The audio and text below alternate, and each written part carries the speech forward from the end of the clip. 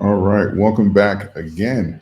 This is going to be my crypto update. So I wanted to do this live and kind of give some specifics with what I'm looking for in the market as far as for ranges and where I potentially be making some entries here on some of my favorite cryptos. So I'll put this here, make sure you can hear me. I'm not speaking to myself, and we will get started. But overall, what I'm looking for is because I know that we've had a decrease here in volume since we've hit these new levels here. And I know a lot of people, especially institutions and stuff, are kind of waiting to see what's going to happen. So what we're looking for is evidence that we're going to either break down or at least maintain support before we start talking about making entries. That's what I'm looking for. I'm going to start with BTC here and work my way through, and then I'll take a few questions before I conclude. So, starting here with Bitcoin, what I'm looking for is because right now we're pretty much in this weird. I'm drawing out the fib, but I'm pretty much in this weird area where we've got some rejections here down off of the mid 26 range, but the upside of this is around the 29, I say 29 mid range, which is about $1,000 above where we are now and about $2,000 below where we are right now. And so we've kind of been chugging along here and been kind of bouncing back and forth here like ping pong basically, and without much volume, without much any indication of indicative, okay, as far as where we're going to break. So if I'm swinging this, I'm not making an entry right now. If I'm trading this, same thing. But if I'm long term, of course, I'd be averaging in just because I do believe, based off of historics, we're going to be able to see some appreciation here for where these prices and stuff like this is going to go. We're still well above because of this rocket ship right here. Our EMA is still have not even caught up with us. So this isn't an indication saying that we're going to have a flip to the downside, or we're looking at like a really severe fall of a cliff here just yet. Because even right now, this is our 21 day right here, this yellow line, and we still haven't even caught up yet. That's how explosive this run was. This is our 72. So we're not really worried about 200 here. We have to maintain this for quite some time to curve this out. Because even when we still didn't even catch up down here, and then we got the rocket ship, so it just kind of smoothed out right here. But overall, this rocket ship did kind of bend our 200-day up, but overall, we're still playing catch up here, even with our 21 days. So even as far as for like our three week average, this still hasn't came in yet to say that okay, this is establishing some strong support here, or that we are potentially not going to have like a correction or consolidation period further than this, because right now our 21 day is still pretty much vertical. You can look at, we can try a smaller level. Let's see. I don't like doing smaller than 21, but let's do 14. Let's see where it's at. 14, we are right on the cusp here. So we see somewhat of a curve, and we're bouncing off of it on the 14 level. Again, this isn't as strong. Obviously, the wider time frames you use, the stronger the signal. But on the 14, we're bouncing off of it, and we see somewhat of a curve here. So you can see on the 14, we're getting close. You can say that we are starting to build up some strength here at this level. And if you look over where we are right now, that's this red line that's dotted across. This is before it starts getting funky, and we start repeating this process here at around a $30,000 range. This is the end of a candlestick that we had, what is this, on Saturday of the 11th of June of last year. So June 11th last year, this is the end of a candlestick we had here before it started getting choppy. So even on the best case scenario, we know that the $30,000 level is going to be a battleground here for Bitcoin. And we've seen a few rejections very strongly here. We start seeing, I don't know if it's shorts or people just taking profits here, but that has been indicative. Yeah, shorts kind of came in. So not anything significant, obviously, but they did come in to kind of battle that $30,000 level. So not the end of the world here. And you kind of expect that around those pivotal numbers because that would kind of send a flash to the entire market. But we can see that we are starting, at least in the 14-day, we are starting to build some support here for Bitcoin. So outside of this, unless I'm averaging in, I would wait until this kind of smoothed out before I got like super aggressive if I'm averaging in right now. But if you, at least to increase a higher allocation of me averaging in, if you're averaging in, then average in on your preferred schedule. That's up to you. But overall, I wait until this smooths out, and then I feel more comfortable buying in at this level here. So that way, if we do have a rally to 30, 35, and we had a sell-off or something like that, I can believe that we'd have some resistance here because of the strength we're building now on the flip side. So not the end of the world, but that is something I'd look for on Bitcoin. Let's see here. We'll look here at Doge next on the 14. I want to keep the 14 up since I charted Bitcoin with it. We'll see. And same thing here with Doge, riding that 14 level. Had some breaks down below it, but we're pretty much bouncing in between that top level support, the 711, and around that on top of that 14. Obviously, this right here has been the meat and potatoes for Doge below 711 to like 6 cents. This has been the meat for this particular asset. So it's something that we can look forward to if we do have another breakdown here, but normally it doesn't last that long. And we've only had a few flashes here since Elon purchased Twitter.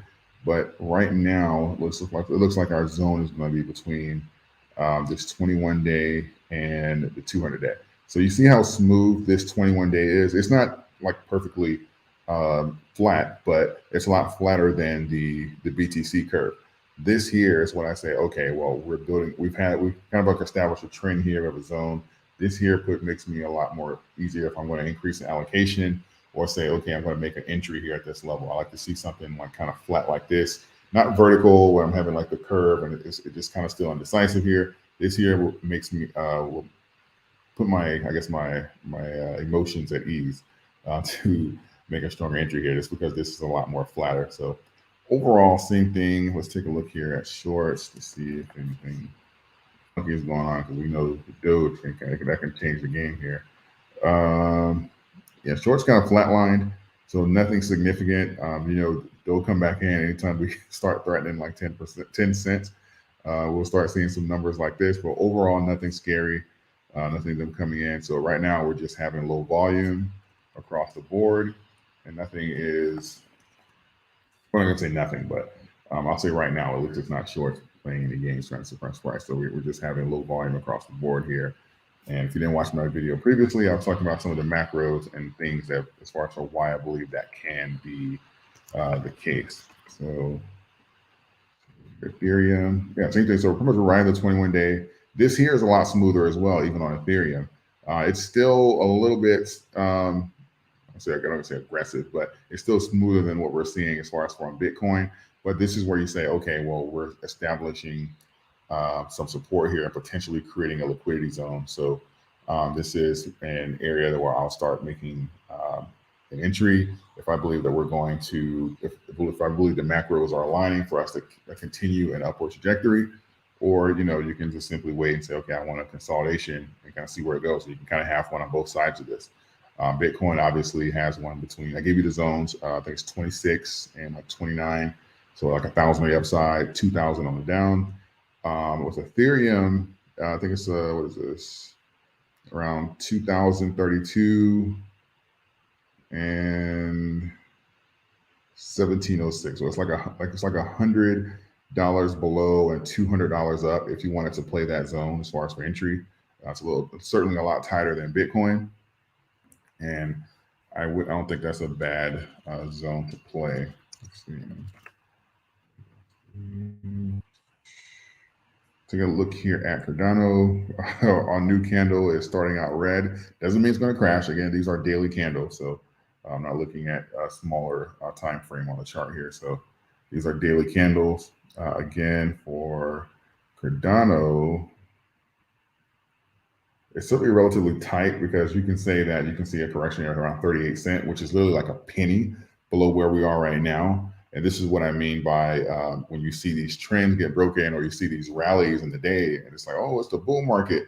Make sure that these rallies and stuff are setting tones with and breaking levels with conviction, because you can have a rally and then on the, in that moment, in the 15-minute, on the 5-minute, or something like that, and it looks absolutely incredible.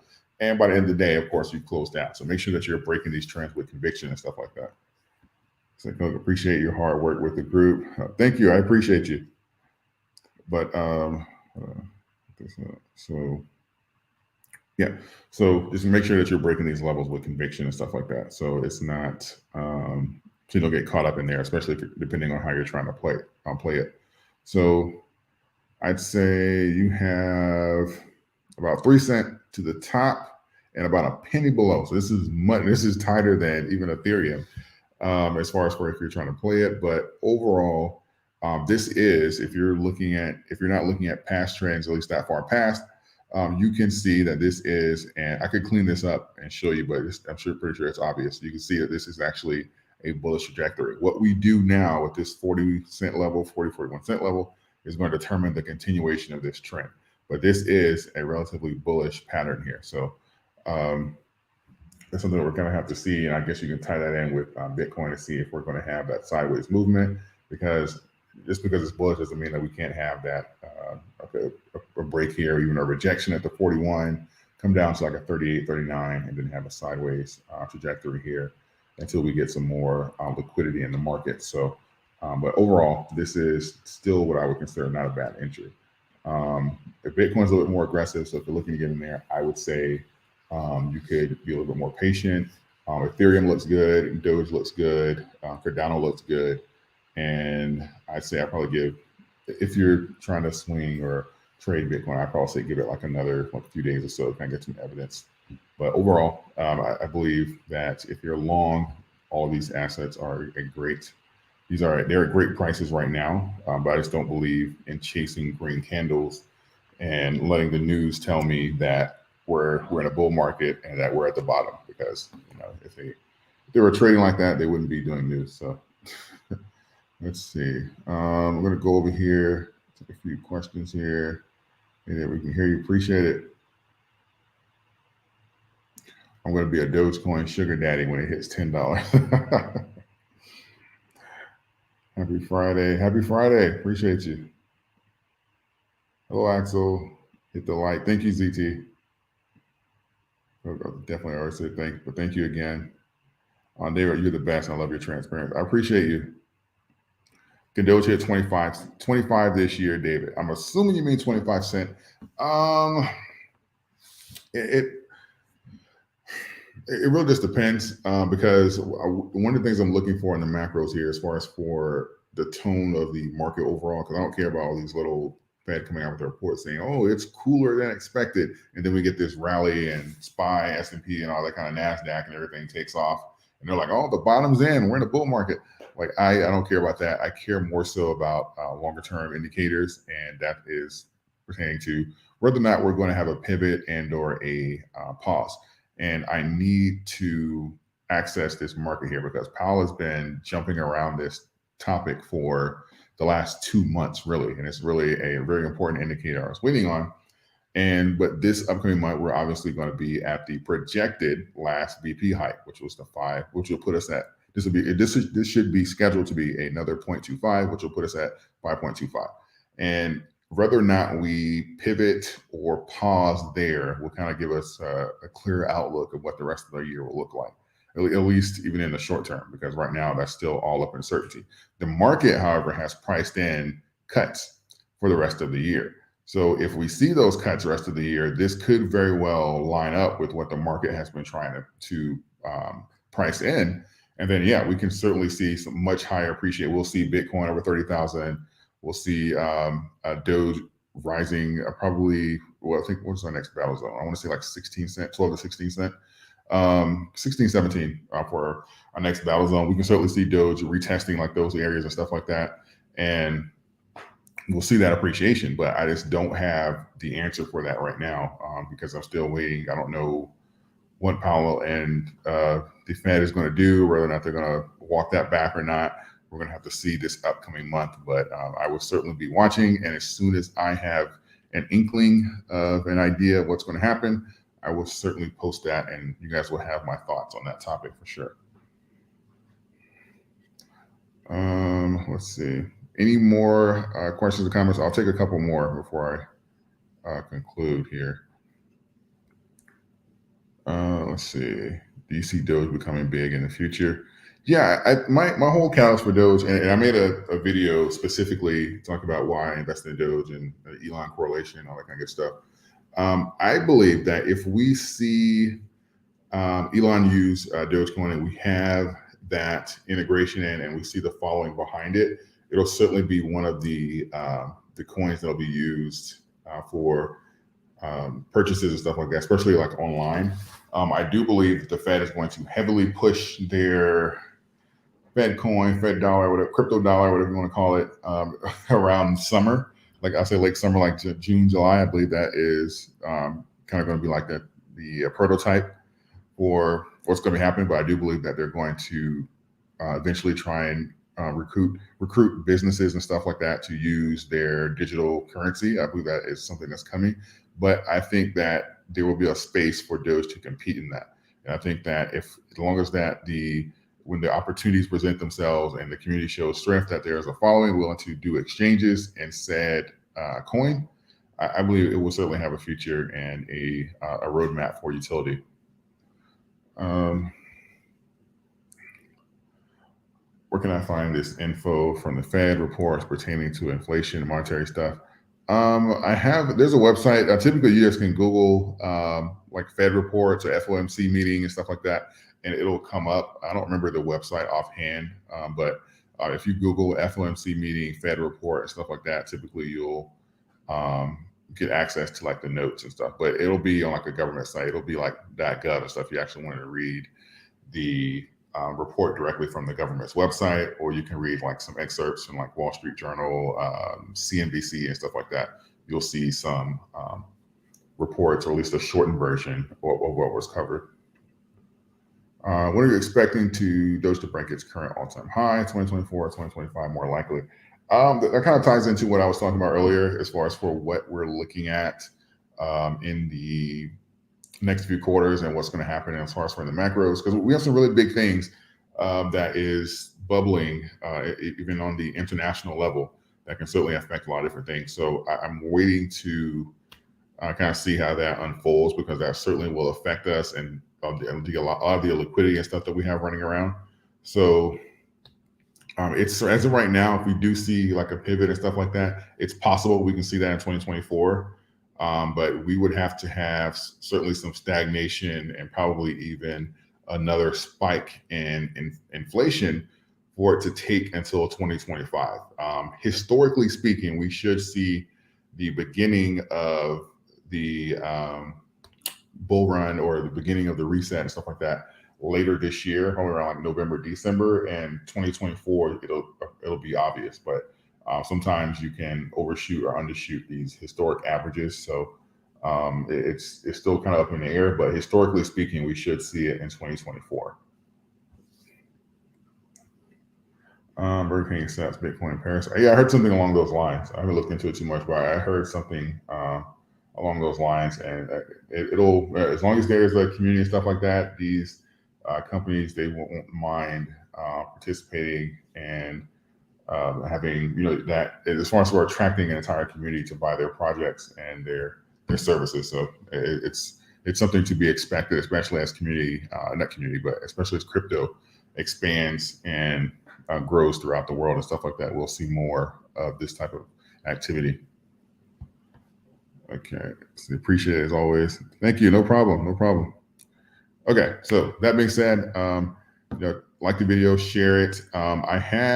It's on my community section, but if you want to be a part of the Zoom tomorrow, it's a free Zoom. I'm going to be covering a lot of topics and saying some things that'll probably get me on trouble on YouTube if I said it, but I'm going to be telling you guys what I'm going to be looking to do as far as for what's going in the market. And if we see the extreme side, like a Russia or a China, or a pivot away from the US dollar, we're going to cover the Trump indictment. What does this mean as far as for macros, all that good stuff? We're going to cover that. in the Zoom call tomorrow at 7 p.m. Eastern. If you want a registration link, it is, he said chicken. No. No, I'm trying not to, because it's hard, because you can't really invest without, at least even on a personal level, you can't really invest without being aware of what's going on politically. So I'm trying to navigate that, but I'll see the interest that I have in this, and then we'll kind of go from there. I'll say we'll go from there, and then we'll see. If I have a decent amount of interest and stuff in that, then I'll start including it, my opinion in my reports and stuff, and then you guys can take from that as you will. Let's see. Would the Fed coin help the market? It'll help the Fed. It won't necessarily help the market. So what the Fed is doing with this Fed coin thing is, it doesn't want, historically speaking, no government wants to have a method of payment, a method of currency that's out of its control. Something like any form of crypto, Bitcoin, Ethereum, Doge, whatever. It can be anything. If it's outside their method of control, they're at a disadvantage, and that comes down to whether they can track things, shut it off. Because right now, all the money in your bank, they can press a button, and you're broke. So with Bitcoin, it's a little bit more challenging. So the Fed typically likes to be involved, and it's kind of like why they started printing the United States Mint started printing their gold coins and stuff like that, saying this is backed by the U.S. gold coin, and they gave it a stamp of what the trade value, and what it's going to be worth in dollars. So even though like an ounce of gold is like $2,000, they'll say this is worth $50 US, and that's really what they want, is to kind of have that correlation there to say that, okay, this isn't going to look so strong against the dollar, and that's really what they don't want. They don't want it making more sense to trade in a crypto versus a dollar, or so that they want to have representation in that market. So step one is going to be for them to create their currency, their Fed coin, their Fed dollar. Step two is going to be to make sure that they offer incentives and stuff like that with the regulation, of course, is one of the bigger ones, but they're going to make sure that they go after businesses and say, hey, make sure that you're trading in our Fed coin. It's backed by the United States government. Haven't you heard all of these brokerages going broke? Haven't you heard about that? That's not going to happen with us. It's backed by the strength of the U.S. military. Don't take a chance on that Bitcoin, that Dogecoin. You're going to use this Fed dollar right here. It's insured, FDIC, all that kind of good stuff. And they're going to use that to try and coach, businesses to try and make sure that they stay on the page, and you stay within the realm of, absolute control of the Fed. So, it just kind of goes against decentralization and what crypto actually means, but it's a monetary method of exchange. So they're going to want to have representation in there. And I understand there's pros and cons to both sides. I can make an argument for them and why it would be in their best interest to be in there too. So I get it, but just kind of make sure that you're aware of what's going on. Here's the link to for those of you who asked about the Zoom call, here's the link to register for the Zoom. Let's say, Diego, here's the link to the Zoom, so you can take a look there. I'll say it for you. I appreciate you, Angry Lion. There's the link for the Zoom for tomorrow night if you wanted to register to be on there. It'll send you an email, all that kind of good stuff, and you'll be able to tune in tomorrow. All right. So with that being said, I will conclude here. I will talk to you guys tomorrow in the video. And for those of you that's going to be on the Zoom, I will talk to you certainly tomorrow night. All right. Have a good night, everyone.